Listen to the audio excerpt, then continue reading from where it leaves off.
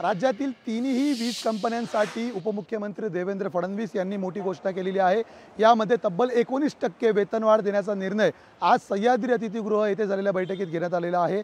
त्यामुळे मार्च 2024 पासून पूर्वलक्षी प्रभावाने वीज कर्मचाऱ्यांना ही वेतनवाढ मिळणार आहे। एकूणच गणेशोत्सवामध्ये वीज कर्मचाऱ्यांसाठी ही मोठी घोषणा मानली जात आहे। कॅमेरामन विनोद नाईकसह मी चेतन नावरे, मुंबई। गणेशोत्सवाचा आज तिसरा दिवस आहे। लालबागच्या राजाच्या चरणी नेते मंडळी कार्यकर्ते लीन होताना पाहायला मिळतात। विधानसभा निवडणुकीच्या दृष्टीने हे सर्व नेते मंडळी आपापल्या पक्षाला तसंच आपल्या आवडत्या व्यक्तीला, नेत्याला, उमेदवाराला यश मिळू दे। लालबागचा राजा हा नक्की कोणत्या पक्षाला आणि महाविकास आघाडी की महायुतीला पावणार, तसेच जे नेते मंडळी या ठिकाणी लीन होत आहेत, काही उमेदवारी मिळवण्यासाठी लीन होत आहेत, त्यांची मनोकामना पूर्ण होते का हेच पाहणं आता महत्त्वाचं ठरणार आहे। लालबागचा राजा नक्की कुणाला पावतोय हे येत्या काळामध्येच आपल्याला पाहायला मिळेल।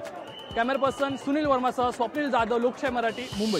काँग्रेसचे नेते राहुल गांधी 2 दिवसापूर्वी राज्याच्या दौऱ्यावर आले होते। यावेळी प्रदेश काँग्रेसच्या सर्व नेत्यांनी राहुल गांधी यांच्याकडे मागणी केली आहे की आगामी विधानसभा निवडणुका डोळ्यासमोर ठेवून राहुल गांधी यांच्या महाराष्ट्रामध्ये 10 पेक्षा अधिक सभा झाली पाहिजे, अशा पद्धतीची मागणी काँग्रेसच्या वरिष्ठ नेत्यांनी राहुल गांधी यांच्याकडे सांगलीमध्ये केलेली आहे। लोकसभा निवडणुकीपूर्वी राहुल गांधी यांची भारत जोडो न्याय यात्रा ही महाराष्ट्रामध्ये झाली होती। या यात्रेमुळेच लोकसभा निवडणुकीत काँग्रेसला राज्यामध्ये सर्वाधिक फायदा झाला आहे, असं मत सुद्धा काँग्रेसच्या वरिष्ठ नेत्यांनी यावेळी राहुल गांधी यांना बोलून दाखवलं आहे। त्यामुळे आगामी काळामध्ये राहुल गांधी यांच्या महाराष्ट्रामध्ये किती सभा होतात आणि त्याचा फायदा काँग्रेस पक्षाला होतो का हे सुद्धा पाहणं महत्त्वाचं ठरणार आहे। कॅमेरामन सुनीलसह मी अजय अडसूळ, लोकशाही न्यूज, मुंबई। सांगली जिल्ह्यातील वाळवा तालुक्यातील गोटखिंडी येथील नी गणेश कला क्रीडा सांस्कृतिक तरुण मंडळामध्ये मशिदीमध्ये गणपतीची प्रतिष्ठापना केलेली आहे। मशिदीमध्ये गणपतीचं हे 45 वर्ष आहे। हिंदू व मुस्लिम ऐक्याचा कार्यकर्ते एकत्रित येत हे गुण्यागोविंदाने गणपती उत्सव साजरा करतात। हिंदू मुस्लिम ऐक्याचं प्रतीक म्हणून येथील गणेश उत्सवाकडे पाहिले जाते। वाळवा तालुक्यातील गोटखिंडी हे 15,000 लोक वस्तीचं गाव आहे। या गावात सर्व जाती धर्माचे लोक गुण्यागोविंदाने राहतात। हिंदूचे सण मुस्लिम करतात तर मुस्लिमांच्या सणात हिंदू खुशीने सहभागी होतात। या गावात गेल्या 44 वर्षापासून मशिदीत गणपती बसवला जातो। न्यू गणेश तरुण मंडळाच्या वतीने गणेश मूर्तीची प्रतिष्ठापना केली जाते। मुस्लिम बांधव मनोभावे गणेशाची पूजा अर्चा करतात। 9 दिवस गोटखिंडीत हा सोहळा असतो। गणेशाची आरती वेळेस गावातील सर्व ग्रामस्थ उपस्थित असतात। यंदाचं 45वं वर्ष आहे। कॅमेरामॅन सुजितसह संजय देसाई, लोकशाही मराठी, सांगली। मराठा आरक्षणासाठी छत्रपती संभाजीनगरात मागील 8 दिवसांपासून अमरण उपोषण सुरू करण्यात आलेलं आहे। या ठिकाणी राजश्री उमरे ही तरुणी उपोषणाला बसलेली आहे।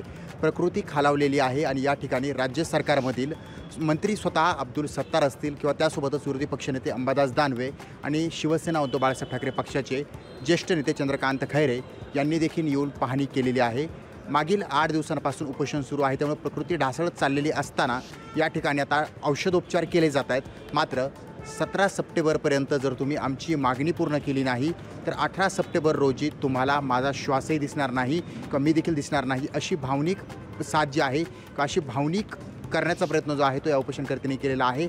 मात्र त्यामुळे मराठा समाज एकत्रित करण्याचा प्रयत्न जो आहे या ठिकाणी केला जातो आहे।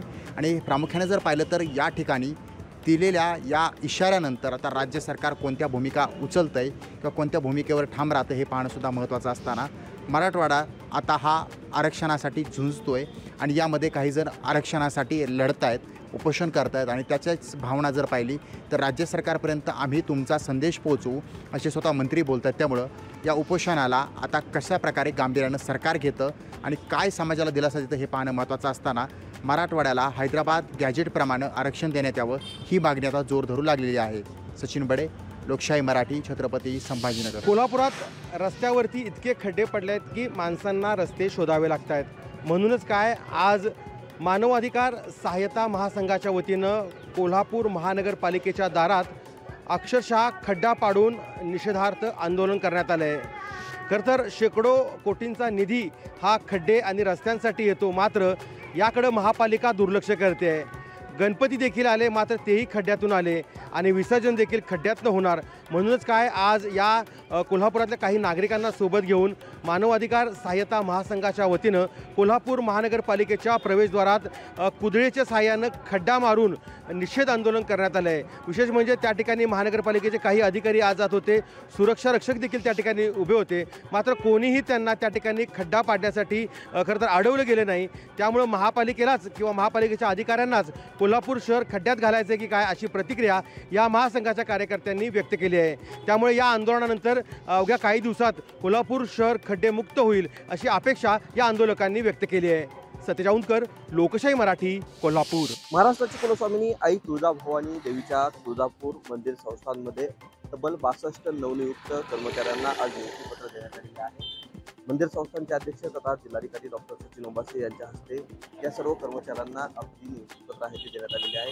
एकंदरीत जर पाहिलं तर सुरुवातीला 48 पदांसाठी ही जी काही प्रक्रिया आहे ती पार पडणार होती, मात्र त्यामध्ये वाढ करून 62 पदांची जी आहे ती मंजुरी देण्यात आली आणि याच अनुषंगानं ही भरती प्रक्रिया पार पडलेली आहे। त्यामध्ये जवळपास 15,000 उमेदवारांनी अर्ज केले होते।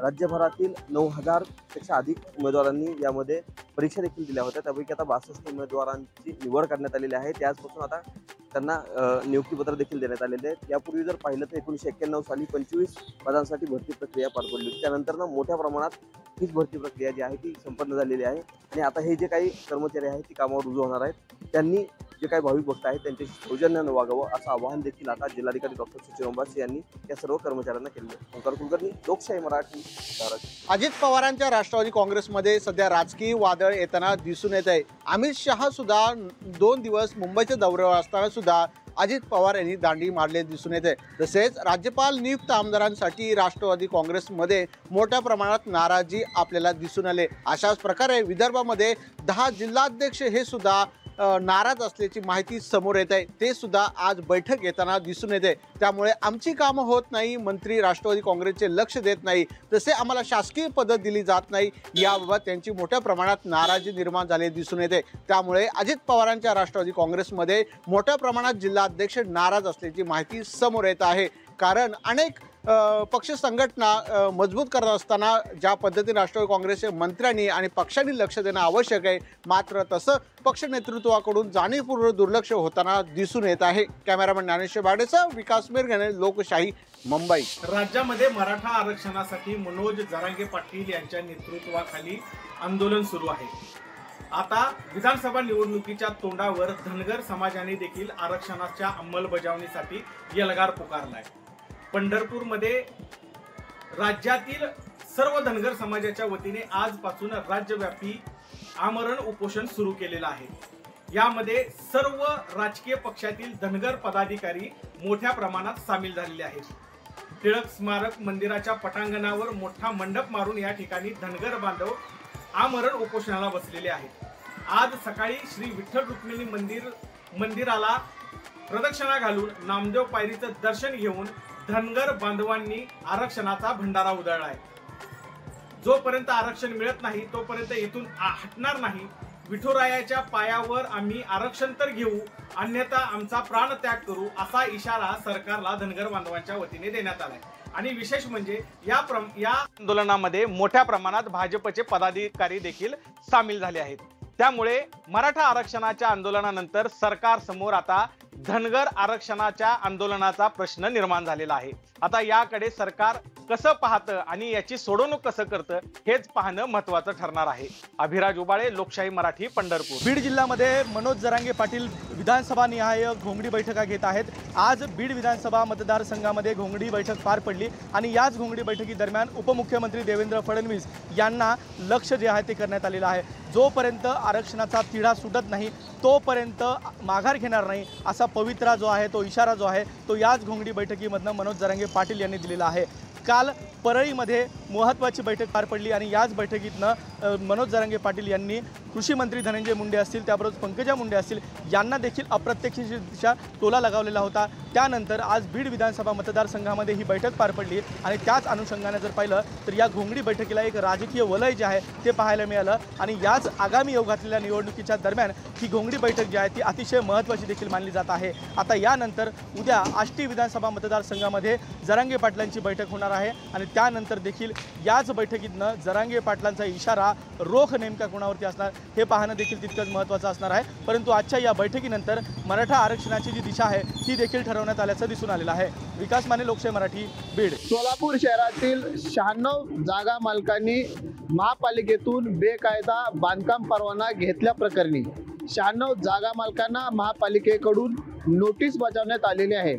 या नोटिशीमध्ये 96 जागा मालकांनी लवकरात लवकर जागेची कागदपत्रे महापालिका प्रशासनाकडे जमा करावीत असा आदेश जो आहे ते या नोटीसमध्ये दिलेला आहे. अन्यथा कठोर कारवाई जी आहे ते 96 जागा मालकांवरती करण्यात येईल असा इशारा देखील जो आहे तो सोलापूर महानगरपालिकेच्या प्रशासनाकडून देण्यात आलेला आहे. ज्या बेकायदा बांधकाम परवाना ज्या अधिकाऱ्यांनी दिलेला आहे त्या अधिकाऱ्यांवरती देखील फौजदारीचे गुन्हे दाखल झाले असल्याचे देखील महापालिका प्रशासनाने माहिती दिलेली आहे. वसीम अत्तार, लोकशाही न्यूज, सोलापूर. लोकशाही मराठी ऐका, पहा, जागरूक रहा.